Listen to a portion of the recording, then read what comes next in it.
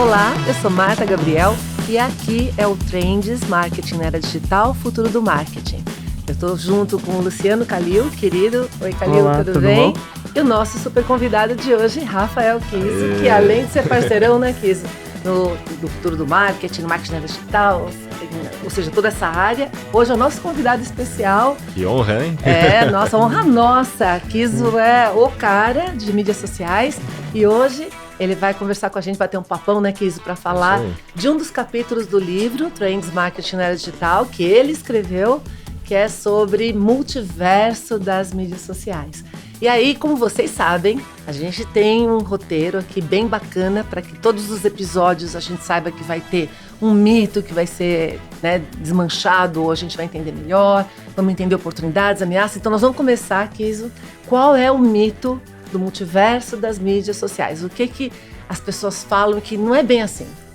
Não, eu acho que o maior mito, né, das redes sociais é sobre frequência de postagem, né?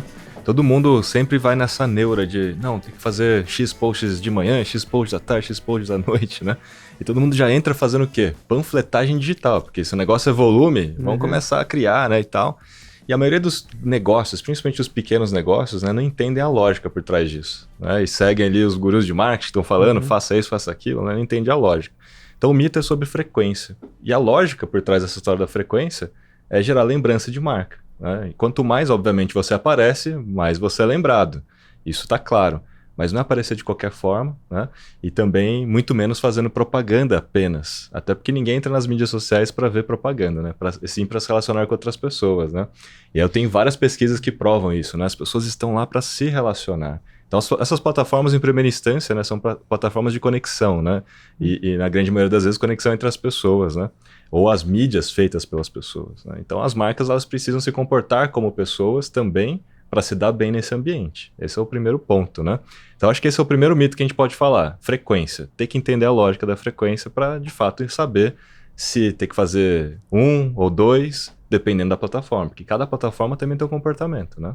Então o Instagram é de uma forma, o TikTok é outra, o YouTube é outra e assim vai. É muito legal você falar disso, Kiso, porque isso remete a outro livro nosso, né, que é o Marketing na Era Digital, que é a parte da estratégia, a importância da estratégia. Então, a frequência, ela é uma das dimensões que a gente tem que levar em consideração quando a gente está fazendo uma estratégia que atinja determinado público, numa determinada plataforma, com algum determinado objetivo ou finalidade, né? Então, é bem bacana você lembrar, trazer isso pra gente.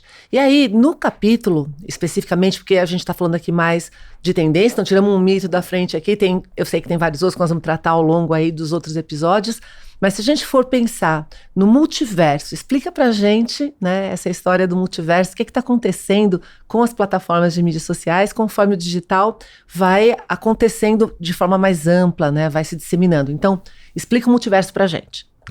Essa história é muito legal porque a gente para pensar, né? Inclusive a última notícia, né? O Orkut tá para voltar, né? A gente começa a ver coisas aí voltando, mas quando a gente para analisar lá atrás, quando nasceram as primeiras, vamos dizer assim, as primeiras redes sociais, né? Hi5, Friendster, e aí depois foi várias outras, né? Mas até chegar ali um pouco mais MySpace, né? Até chegar um pouco mais Facebook, a gente sai de uma coisa muito mais entre conexão, de fato, entre as pessoas. Então você entrava ali naquela plataforma porque você tinha um relacionamento com aquele grupo. Ou porque era da mesma escola, ou porque era da mesma família, ou porque era amigo de infância, alguma coisa assim, né? E você começa a ter mais camadas sendo agregadas dentro dessas plataformas porque as pessoas começaram a passar mais tempo ali dentro. Acho que a primeira camada agregada natural foi a camada, de fato, da própria rede social digital, né? Vamos nos encontrar e vamos compartilhar as notícias entre nós aqui daquilo que está acontecendo na nossa vida, né?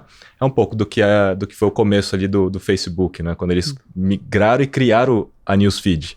Que até então você tinha que entrar no mural da pessoa para falar, para ver o que ela estava falando, né? Aí eles fizeram essa migração para o newsfeed, que foi essa primeira camada de adição, né? Vamos dar notícias, status do que está acontecendo comigo, né? E até hoje lá, né? Acho que no campinho de digitar alguma coisa é what's happening, né? Para você dar o seu status, tá acontecendo, né? Situação. Então a gente foi adicionando mais camadas, porque na prática, quando eles passam a desenvolver o newsfeed, passam a contratar até a Sheryl Sandberg como executiva, eles começam a entender o modelo de negócio de fato do Facebook, que até então ainda não monetizava tanto, né? E qual que é o modelo? Retenção. precisamos de mais usuários, precisamos reter o usuário para mostrar publicidade nessa newsfeed aí. E aí eles começaram a adotar mais camadas de vídeos, mais camadas baseadas em entretenimento. E aí onde entra os creators nessa história, porque os creators passam a ser protagonistas do entretenimento, porque nós ali comum, né, o cidadão comum não sabe criar o entretenimento. A sua notícia até de fato do aniversário do seu filho, da sua filha, até entretém ali a galera da sua rede, né? Mas quando a gente fala de um entretenimento massivo para retenção de atenção, os creators passam a ser protagonistas. E por isso que começou toda essa história de monetizar creator dentro dessas plataformas, né? E vejo o TikTok, né, avançando muito rapidamente nisso e parece que é uma corrida, assim. Precisamos reter os creators aqui dentro, não deixa ele pro concorrente, né? E quem que vai pagar mais, né? Então, a primeira camada é de entretenimento, para ajudar a reter mais. Depois a gente viu a camada de e-commerce, né, chegando fortemente dentro das plataformas. Pô, se eu já tenho ali o usuário, já retenho o usuário, e informalmente essa galera já descobre produtos, serviços, já manda uma mensagem no inbox pedindo orçamento, né? Quero comprar, me manda aí. Eles estão perdendo dinheiro, né? Acho que a galera facilmente olhou e falou, poxa, estamos perdendo dinheiro. Ou melhor, deixando de ganhar, né? Então eles começam a adotar camadas de e-commerce, é o tal do social commerce. Então, botões nativos, catálogos de produtos, tags de produtos em Reels, em Stories, em Feed, mídia comprável, né? O TikTok você já tem ali o catálogo associado a uma mídia, live shopping, então a gente vai vendo essas coisas, né? E as duas coisas vão se convergindo, os creators com live shopping, né? Os creators com catálogo fazendo parcerias com as marcas e podendo ganhar comissão ao falar de um produto ou serviço, ou seja, mais uma camada que faz com que as pessoas continuem ali dentro, porque se ela clicasse para comprar fora, né, ela sairia daquela plataforma e iria para o e-commerce, né? Então, mais uma coisa. E agora a gente começa a ver, mais uma vez, né, mais uma camada sendo adicionada, que é a história da blockchain com os NFTs, né? Como uma maneira, né, de alguma maneira, de se adaptar a essa história da web descentralizada, apesar de que dentro do Facebook e do Instagram não vai ser tão descentralizado, né? Apesar da adoção da ideia de um NFT, uma coisa assim. Mas ele começa a trabalhar essa história de comunidade em torno de uma marca de verdade, né? Acho que todas as marcas que de fato criam conteúdo e que entenderam que aquele lugar é um lugar de relacionamento, não só de empurrar publicidade, né? Começa a criar uma comunidade. Os creators, mesma coisa. Eles criam conteúdo, criam uma comunidade em torno de si. As marcas passaram a criar comunidades em torno de si. Mas toda a história do blockchain, as criptos e as NFTs começa a dar um pouco mais de autonomia para que essas marcas tenham uma criptoeconomia em torno de si. Para que tenha uma economia descentralizada, né? E aí a gente vem com social tokens. A gente começa a ter novas versões, né, de monetização. Ou melhor, as marcas vão poder ter a sua própria criptomoeda, né? Assim como os creators vão poder, eu vou ter o Kizucoin, e aí, sei lá, eu tenho X mil followers hoje, quem me seguir vai estar me apoiando. E daqui a pouco eu vou ter X milhões de followers, vamos ganhar junto. A ideia não é só uma modalidade de investimento, né? Mas de apoio mesmo, da comunidade, né? Tamo juntos, né? E tal. E eu posso, de alguma maneira, criar conteúdos exclusivos e cobrar em Kizucoin, porque é para minha comunidade. Ela já faz parte da minha economia, né?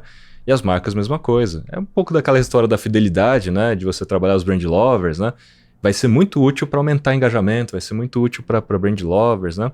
E para as marcas criarem coisas mais exclusivas para quem é cliente, que para mim é sensacional, né? Porque a galera só pensa em trazer novos clientes, novos clientes, novos clientes.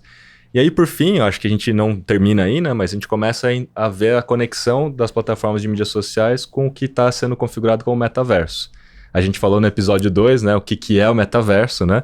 Que não é só um ambiente de realidade virtual, 3D, né? 3D. São as camadas adicionadas à nossa vida, né? Que vai, de alguma maneira, criando essa conexão, essa integração, né, essa interoperabilidade entre todas as coisas, né? E a plataforma de mídia social, pelo que o próprio Meta, né, e o Zuckerberg mostrou, a pessoa está navegando ali no Instagram, num feed, vê sobre um evento, ela já consegue entrar no evento virtual sobre aquilo para encontrar com um artista, né? Dentro, talvez, do Horizon Worlds, dentro de alguma outra coisa, mas através do Instagram, né? Através da própria plataforma. Então, é uma camada adicionada, de alguma maneira, para não sair dali, para ela ter uma experiência adicional, tridimensional ou mais imersiva, mas ainda dentro daquela plataforma, que nesse caso é da Meta, né? Então, veja o quanto que essas plataformas estão adicionando de camadas, mas com uma única prerrogativa: retenção, para entregar mais anúncios e para monetizar em cima. Esse é o fato. Que é o interesse, né? Quer falar? Ele foi, né, lá do início até o metaverso. Isso aí, né? Isso aqui é um resumo de social commerce. Você entende que as redes sociais vão ser os novos marketplaces, então? Vão. A minha dúvida ainda é se isso vai ser tão maior quanto é já o e-commerce em si. Porque a minha dúvida é, será que as pessoas vão deixar de entrar nos e-commerces para comprar e ficar comprando tudo dentro do Instagram, do TikTok? Mas, assim, respondendo a minha própria questão aqui, eu acho que não. Eu acho que, assim, o que vai acontecer dentro das plataformas de mídias sociais vai ser muito mais compra por impulso e descoberta. Descoberta. Quando a pessoa precisa de alguma coisa, ela vai lá no Mercado Livre, vai no Submarino, vai na Americanas, na Amazon, né? Eu acho que, então, vai ser uma coisa muito mais, assim, vai agregar, vai adicionar ainda mais dinheiro dentro da história do e-commerce, né? Do que substituir e canibalizar. Então, quem tem um e-commerce fica preocupado, né? Sei lá, eu já tenho um e-commerce lá, putz. Mas muda a função, né? Uma das coisas que a gente vê é que quando entram novos players ou novas funcionalidades, o que já existia muda de função. Então, a gente deve ter, nos próximos anos, conforme os ambientes 3D vão, mesmo porque tenham novos produtos, né? Então, é bem legal tudo que você falou, porque conecta com o que a gente falou no episódio anterior. Metaverso, essa fusão do on e off, e aí isso tem consequências nas mídias sociais, obviamente, né? Quanto mais possibilidades tecnológicas e camadas de interação, mais você impacta o comportamento e mais você começa a ter possibilidades para as marcas e também para creators, pessoas, etc. Né? Não, como você sempre fala, né? A tecnologia molda o comportamento da galera. E nesse caso, quando você tem todo o social commerce de fato funcionando, com checkout nativo, com tag de produto, e o produto podendo ser tridimensional ali no feed, né? Para a pessoa testar o óculos, testar a maquiagem, né, testar o tênis e tal. Na verdade, você agrega uma experiência para lançamentos de produtos. Acho que vai servir muito mais para isso, sabe? Black Friday, com certeza, vai servir muito para lançamento de produtos. Então, vai ter alguns casos de usos que vão ser mais propícios para o social commerce do que, de fato, catálogo de tudo. Assim. Entra agora, aqui e faz. Tem uma questão, Kiso, que a gente pode discutir também, porque se a gente vai de uma maneira bastante fluida, bastante natural, transitando entre esses mundos, esses universos, e considerando nisso o mundo físico também, eventualmente a gente deve ter interfaces dentro dessas plataformas de mídias sociais para a gente sair, não pense só, né, que estou falando do Meta, mas qualquer Horizon, de você comprar no mundo físico enquanto você está lá, porque você está aqui lá, né, então se você não tiver com aquele óculos que atrapalha totalmente a cabeça da gente, a gente provavelmente vai poder estar lá e muito rapidamente comprar uma coisa aqui. Então, o que a gente faz com a televisão hoje, né? Não sei se vocês lembram no começo daquela discussão, em qual tela que você está? Em todas, fofo, né? A gente está em todas. Então, eu acho que a gente tem coisas bem emocionantes aí pela frente, né? Não, você lembrou um ponto legal, né? O próprio óculos, né? Não o Oculus Quest, né? E tal, mas o Ray-Ban Stories ou Spectacles, né? Ou qualquer realidade aumentada que você consiga colocar, né, à disposição do consumidor, ele estiver numa loja física, ele pode ver os reviews daquele produto que está lá no Google Meu Negócio, que está lá no Reclame Aqui, que está lá, de repente, no Facebook, né? Só de olhar o produto, você já consegue ver aqui os reviews. Isso é metaverso, né? Completamente. Isso é isso é agregar mais um dado, mais uma camada à nossa vida conectada, né? Always on, e que faz total sentido, na minha opinião. Você já tem a decisão ali, né? E aí, até para a gente retomar a importância dos dados, né? Que se não tiver dados fluindo entre todos esses mundos, a gente não consegue resolver isso, né? Então, até aproveitando isso, né, eu queria puxar o assunto agora para os desafios, as ameaças que a gente tem. A gente sabe que essas mudanças também estão trazendo problemas com não só as camadas, mas agora falando de maneira geral em mídias sociais, o fim dos cookies, como que isso impacta as plataformas, como impacta as estratégias de marcas. Então, ameaças. Eu acho que assim, né, olhando pela ótica das marcas, em primeira instância, não da ótica do usuário, tá? A maior ameaça, na minha opinião, é a cultura de cancelamento. Concordo. Mas isso acho que pro usuário também é complicado, né? Porque seres quaisquer estão sujeitos a serem cancelados. Principalmente influenciador. Principalmente influenciador, né? Mas as marcas, porque a gente tem o poder da vez e da voz hoje, né? Dentro das mídias sociais como cidadão, né? Então a gente consegue falar sobre qualquer coisa, expressar a nossa opinião e somos encorajados, inclusive, atualmente, a expressar a nossa opinião porque estamos atrás de uma tela, né? Parece que é meio anônimo, né? Mas não é, né? Então a gente tá ali, mas a gente tá sendo mais encorajado. E hoje em dia tudo tá muito mais crítico. As pessoas estão mais críticas. E talvez, de novo, naquela história de que a tecnologia molda o comportamento. Por que nós somos mais críticos hoje? Por que nós somos mais imediatistas hoje? É muito em função da tecnologia, muito em função do que está acontecendo em relação ao uso dessas plataformas, né? Então, que nem aconteceu recentemente, né? O McDonald's lançando o lanche de picanha e não tem picanha na composição da carne, vi né? isso ontem, então, falei, uau. E aí, imediatamente, você já vê manifestações, né, na internet, e aí já vem Conar, Procon, e aí já pararam de vender, então já começa a ser um rebuliço nas mídias sociais, as pessoas questionando a marca, né? Eu fiz um post, inclusive, falando sobre isso, sobre a cultura de cancelamento. O porquê que as pessoas, né, os usuários de mídias sociais, né, cancelam uma marca, né? Em primeiro lugar, é para fazer ela mudar a postura dela de alguma forma, né? Mas tem um certo ponto lá do ranking que é para prejudicar a marca financeiramente. Falar, cara, não, essa marca precisa ser derrubada, né? Ou para demitir o responsável pela ofensa. E aí as marcas precisam entender, por isso que eu acho que é uma grande ameaça, as marcas precisam entender que os seus funcionários também podem causar uma ofensa, e a marca é responsável pelos seus funcionários, principalmente pelos seus líderes, né? Então, se o CMO, se o executivo lá falou alguma besteira, mesmo que seja sobre a vida pessoal, emitiu uma opinião, né? Mas é o executivo daquela empresa, e aquela empresa pode ser cancelada em função de pela declaração de uma pessoa de dentro da empresa, né? E a gente vai para o influenciador agora, porque uma marca patrocina o influenciador. É igual a história, sei lá, da Nike patrocinando o Neymar. Se o Neymar faz alguma besteira, a Nike é questionada, não é? Não é só o Neymar que é questionado. E as marcas que patrocinam esse cara aí e tal, né? Ou esse influenciador. Então a marca também é cancelada em função das outras pessoas, né? Que estão associadas à marca. Então, assim, é uma grande ameaça, na minha opinião. Então, mas isso, vocês não acham que é bastante interessante? Não parece que o mercado não aprende? Porque se a gente for olhar, volta um pouquinho, 30 anos atrás, acontecia isso com as marcas que contratavam atores ou influenciadores da época, quando eles passavam por qualquer crise pessoal, isso afetava fortemente, né? Crises que eu digo que envolvam qualquer coisa que seja antiética ou que cause algum...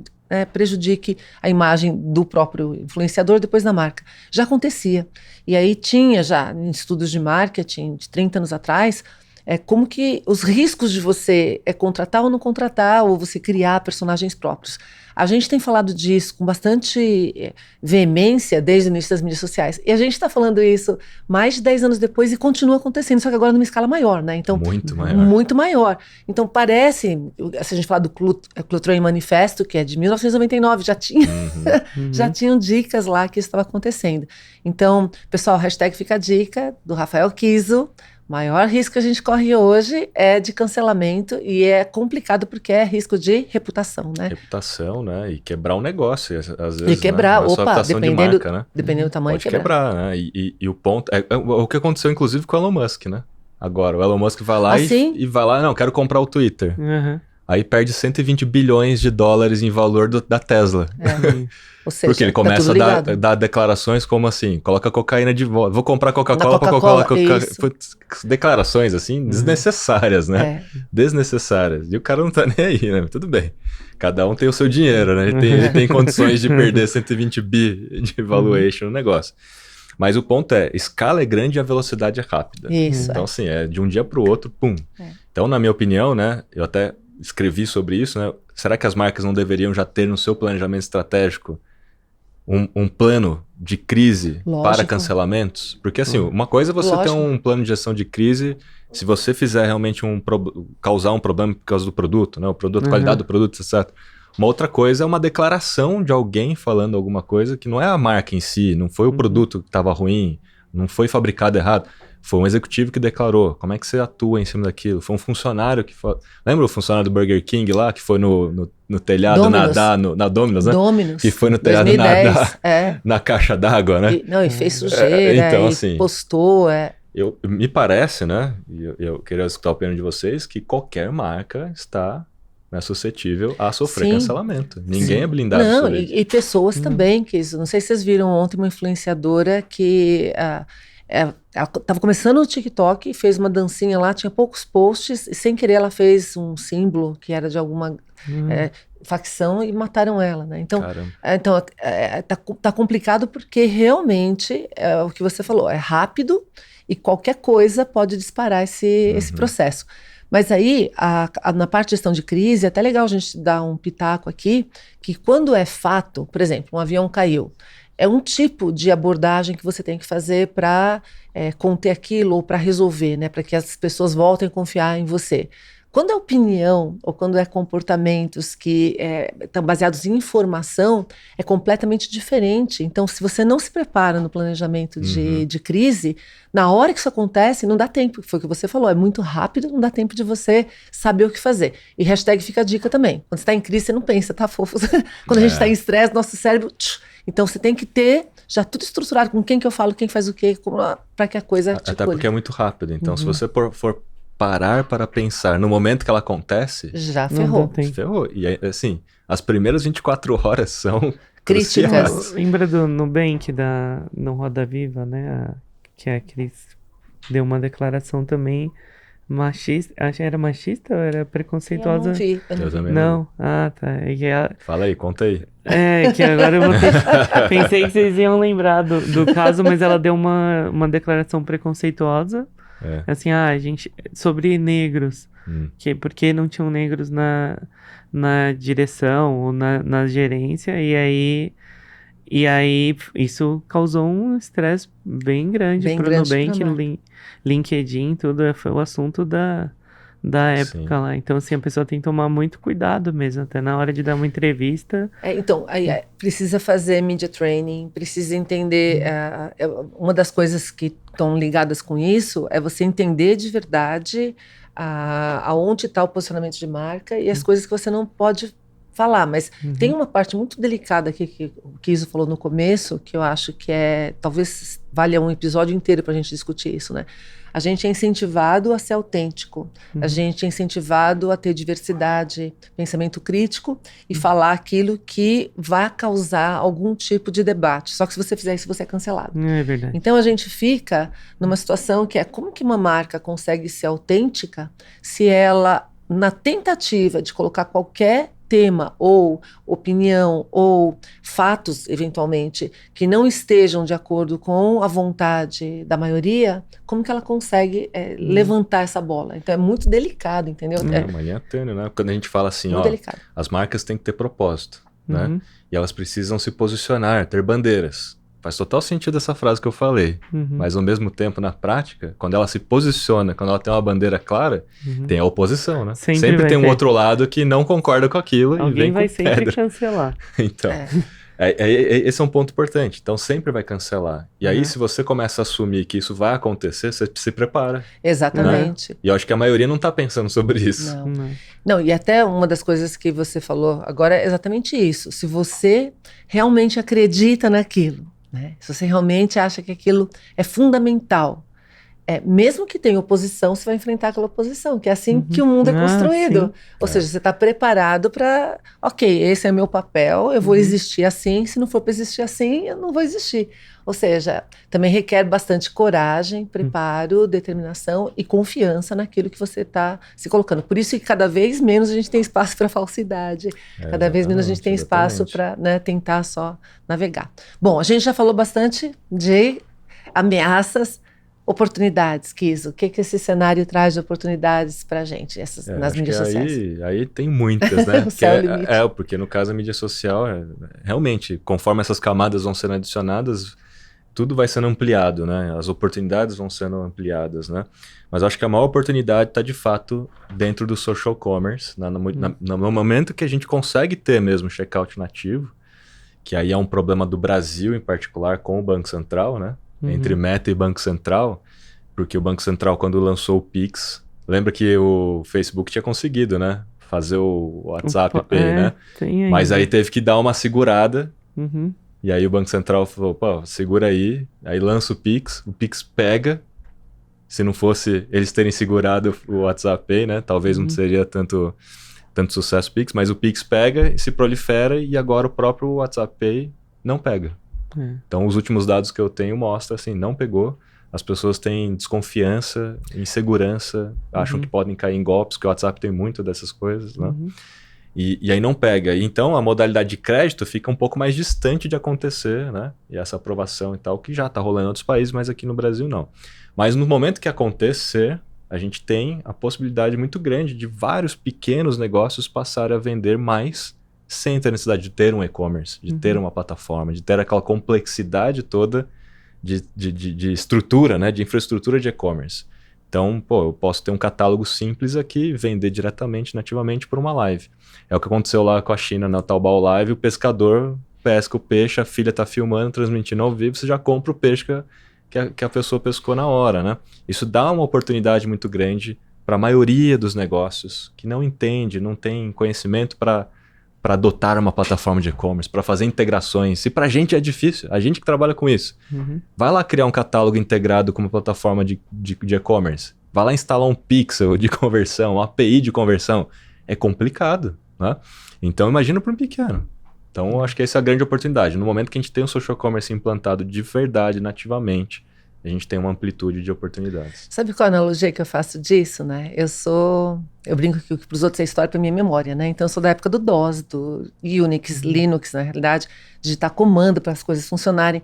E aí, o mundo inteiro só começou a utilizar o computador por causa do Windows, né? O pessoal critica, mas se não fosse o Windows, uma pessoa que não é técnica não poderia usar. Minha mãe, por exemplo, na época não poderia usar, né? Então, hoje a gente está vivendo, quando você fala das multicamadas, a gente está vivendo um processo de trazer essas interfaces que facilitem a operação para todo mundo. O carro no começo também, né? O pessoal disse que você tinha que mudar a marcha e ela encavalava porque era uma coisa mais mecânica. Então, a gente vai trazendo funcionalidades que faz com que qualquer um possa fazer. Sabe um exemplo que aconteceu recentemente? O Oculus Quest, né? A gente fez o lançamento do Trends, do livro, né, do Marketing Digital, dentro do Horizon Workrooms, né? E a gente não teve dificuldade para conseguir colocar as pessoas dentro lá com óculos, porque o onboarding não é simples. Não, eu saí antes porque minha bateria acabou. Mas pelo menos você já estava lá dentro, eu tava né? lá dentro, foi no final, né? Foi no final. Mas o problema é assim, legal, vamos falar de metaverso, futuro, todo mundo vai usar um óculos. Coloquei aqui, tô lá dentro. Não, o Calil sofreu para colocar uma pessoa. Eu não participei, né? Você ficou o quê? Uns 40 minutos para conseguir colocar uma pessoa lá dentro. É isso né? mesmo. Então ainda vai levar um tempinho ainda para essa coisa toda ser fácil, né? Ou seja, é justamente esse processo que traz oportunidades e quem mais rapidamente, né, entende, começa a utilizar, está aproveitando essas oportunidades. Boa. Muito bom. Então agora a gente não pode dar o próximo passo sem fazer uma promoção, certo ou errado? Vamos lá. Tem que ser do marketing digital. Calil, qual vai ser a nossa promoção desse episódio para quem tá... A Marta é sempre generosa. Todo episódio ela quer dar alguma coisa. Tem que dar, tem que dar. Olha só, lembrando, pessoal, que é para vocês, como é que funciona a promoção. O Calil vai falar o que é que vai ser dessa vez, mas é para anotar os principais insights, ou o principal insight que você achou, faz um stories, marca a gente, @MKT na era digital, #Trends, pra gente saber que é do Trends. E aí, quem fizer o melhor insight... vai ganhar desconto. Ganhar desconto. Na verdade, nem é o melhor insight, né? Quem fizer um post com insight, marcando a gente, ganha desconto. Olha Todo só. mundo então, que fizer ganha desconto. Eu sou generosa, olha só. Eu sou generosa. Aí, Kizo, valeu. Primeiro, assim, o marketing na era digital, ele é um conjunto de... É uma plataforma, né? A gente tem curso, tem livro, tem podcast, a comunidade. A gente está presente no YouTube, no Spotify, então a gente tem esses diversos editoriais. E dentro da comunidade a gente tem a jornada do Insider, que é uma jornada com 40 aulas incríveis de pessoas... maravilhosas. E não é só a gente, né? Tem um monte de especialista também. Muitos convidados especiais. E ela é uma formação que visa a te ensinar estratégias para que você consiga navegar bem nesse ambiente digital. E não fazer só frequência, né? Que é tão dinâmico, e não fazer só frequência. Exatamente. Entender como trabalhar na rede social ou em qualquer área no ambiente digital. E aí essa jornada vai a pessoa que publicar um insight e aí mandar pra gente marcar com o @MKT na era digital. vai ganhar os 10% de desconto para entrar na jornada. Então, ó, anota aí toda. Já anotou tudo que o Kiso falou? Agora você anota aí para colocar o seu post bonitinho, né? É isso aí. E pra gente, não acabou, gente, ó. Então, pra gente agora fazer um wrap-up nisso tudo, um filme, uma série, ou alguma coisa que você queira compartilhar aqui, que tem storytelling e eu acho que assim, né? Tá ligado nisso. Documentário. Porque nesse caso, eu acho que todo mundo precisa assistir o Dilema das Redes Sociais e o Privacidade Hackeada. São os dois que, pra mim, assim, são fundamentos para você entender um pouco como é que é o jogo, né, dessas plataformas, quando a gente fala de retenção, né? Por que eu digo isso? Porque quando você entende qual é o jogo dessas plataformas, você entende como criar conteúdo melhor. Uhum. Porque você joga o jogo delas. Você não tem como ir contra o que eles estão desenvolvendo. Então, dando exemplo, né? Os algoritmos vão entregar mais aquele conteúdo que ajuda a reter o usuário. Então, se você criar um conteúdo que ajuda a reter o usuário na rede, o que significa alguma coisa baseada em infotenimento, propaganda, todo mundo quer pular, todo mundo quer sair correndo da propaganda. Você não ajuda a reter fazendo propaganda. Né? Então, agora, se você faz um conteúdo bacana, que ajuda a pessoa, com uma dica útil, que vai transformar a vida da pessoa, sei lá, que é baseado em infotenimento, você ajuda a reter. Esse é o tipo de conteúdo que eles adoram viralizar, distribuir, né? Porque você está ajudando o modelo de negócios dessas plataformas. Então, esse é um primeiro ponto, né? Entender como é que é esse jogo, esses 2 documentários, eu acho que ajudam bastante. Posso adicionar mais 2? Deve. Então, tem mais um que é Coded Bias, para entender, né, como que você tem que estar atento aos vieses que pode acontecer e acontece na rede. E tem um outro que é polonês, que é incrível, que esse não é documentário, esse é ficção, gente, mas é uma ficção que podia acontecer hoje, que é Rede de Ódio. Esse é muito legal, como que se você se estruturar, e a gente falou de crise e cancelamento, né? Como é que você consegue criar uma equipe para cancelar alguém ou impulsionar alguém. É bem legal, a gente depois coloca nas referências, né? E pra gente finalizar, livro ou referências que você acha incríveis. Eu tenho que falar um pouco do Unbound Marketing. Né? Lógico. Porque o Unbound Marketing, ele ajuda, né? Quando a gente fala de estratégia, né? Ele ajuda a, de fato, criar uma estratégia com base em 5 passos. E é uma estratégia de marketing em ambiente digital, né? Não uma estratégia de comunicação para fazer post apenas, né? É olhando desde lá do diagnóstico, né? Desenvolvendo mesmo a estratégia, até a parte de análise daquilo que foi executado, para ver se foi executado conforme foi planejado. Porque todo mundo esquece dessa parte, né? Você faz um bom planejamento, o PPT tá lindo, né? O Excel tá maravilhoso, mas na execução não rolou. Então eu vou até esse ponto, né? Mas tem... Inclusive, posso falar, Kiso, que, pessoal, é bem legal, porque eu escrevi o prefácio desse livro, tá? Então eu sei o quanto que é incrível os cases que o Kiso traz, que são aplicados em vários clientes e que funcionam já há uma década, Kiso. Mais, né? Foram 20 anos... para chegar nessa metodologia, né, que eu escrevi no livro, e tem vários capítulos específicos, né, para planejamento de conteúdo, onde eu falo da tal da frequência, onde a gente consegue planejar realmente, assim, qual canal, com qual frequência, e qual é a lógica por trás disso. Eu acho que esse é um ponto legal até dos nossos livros, né, a gente sempre explica a lógica por trás dos cases de sucesso, dos posts de maior engajamento. A gente não fica dando o hackzinho ou a fórmula, né? E sim explicando a lógica que está por trás disso. Então, não poderia deixar de falar do Unbound Marketing. Então, a gente pode sortear um Unbound Marketing entre aquelas pessoas que fizerem o post de insights. Ó, pessoal, nós vamos sortear um Unbound Marketing, um marketing na era digital e um código promocional do Trends Marketing na era digital, ok? Vocês topam, né? Topo. Então, fechou. Aqui a gente é generoso. Aqui a gente é fofo. Então, pessoal, alguma consideração final? Eu posso fazer o takeaway? Quero ver esse takeaway hoje, hein? Yes, vamos lá. Takeaway. Hoje a gente falou de social. A gente começa com os mitos. Principal mito, segundo Rafael Kiso, é frequência. Como que a gente fica tão focado na frequência e esquece que a gente tem muitas outras dimensões estratégicas. Então, hashtag fica a dica estratégia. Depois, o multiverso. Então, o multiverso das redes sociais, das mídias sociais, são as camadas que foram sendo acrescentadas. Lá atrás a gente começa com social, a gente vai colocando várias outras camadas, chega nos creators, mais camadas, entra a parte de e-commerce e hoje a gente está navegando no social commerce, entrando com os NFTs, com os multiversos que se misturam, né, para que a gente tenha o metaverso. Então esse é o cenário que a gente está. Principal ameaça, cancelamento, cuidado com cancelamento, estratégia de crise, para gestão de crise antecipada, pensando nos vários cenários. As maiores oportunidades que a gente tem é sobre social commerce, né, para a gente conseguir integrar esse cenário e começar a vender, e começar a entender como que isso flui entre todos eles. Filme, a gente falou de 4, então, Dilema das Redes, Privacidade Hackeada, Rede de Ódio e Coded Bias, e livro Unbound Marketing, do Rafael Kiso. Ok? Então, muito bom, hein? Cadê o sonoplastia? Faltou. Trouxe! Gente, vou ficar devendo! Uau, as palminhas! A Marta tem, né? Um negocinho aqui que ela aperta e faz palmas. as palmas. Aí, bom, então agora eu vou ficar Boa. A gente faz hoje, da próxima vez a gente traz. Então, Rafael Kiso, super obrigada, né, por iluminar a gente com a sua fala, com suas ideias, né, com a sua parceria. Luciano Calil, nosso parceiro querido, obrigada.